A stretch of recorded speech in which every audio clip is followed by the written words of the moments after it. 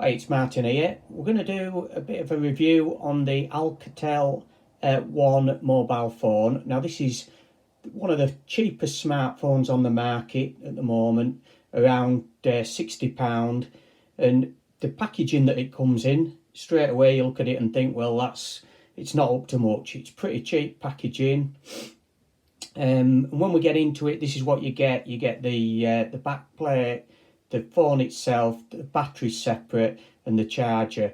And to be honest, the charger looks pretty flimsy as well. But we're going to put it all together, get it set up, and then we're going to test it out over a week and see what we think. So we put the phone together. So it's quite easy to put together. Like I said, it's a little bit, the back plate was a little bit flimsy. We put the battery in, that was easy. We've connected to the internet, there was no problem at all.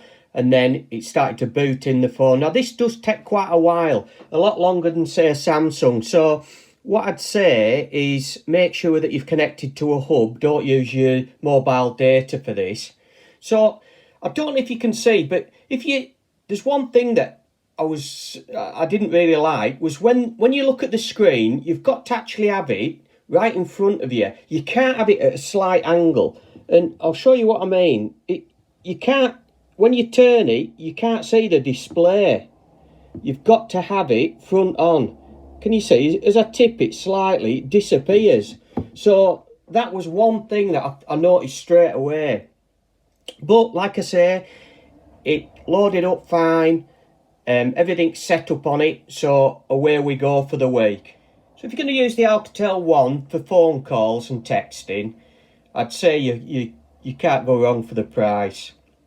You know, I could ring out, no problem. It always got a signal where I could get where the signal was available. If I had me everyday today phone, it would have just done the same. The sound quality wasn't as good as my Samsung, but like I say, I could text fine, receive texts, so there was no problem there. It was just that the internet wasn't that good, really. Odd times it'd crash. It was hesitant. Even when I've connected to Wi-Fi, it wasn't that good, to be honest.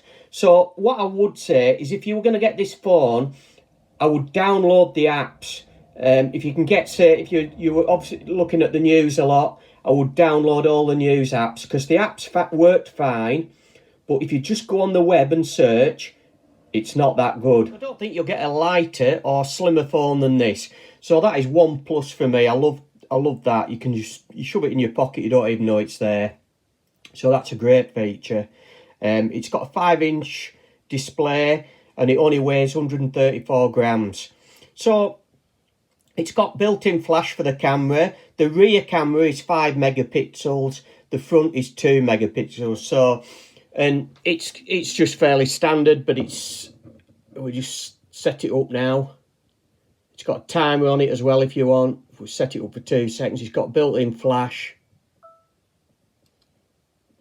There we are. So that's fairly good. It was I didn't really use that much, the camera, but it holds 2 SIM cards.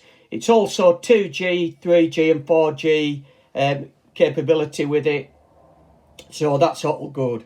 So to round up, the big question is, would I keep this phone and use it every day? And the answer is no.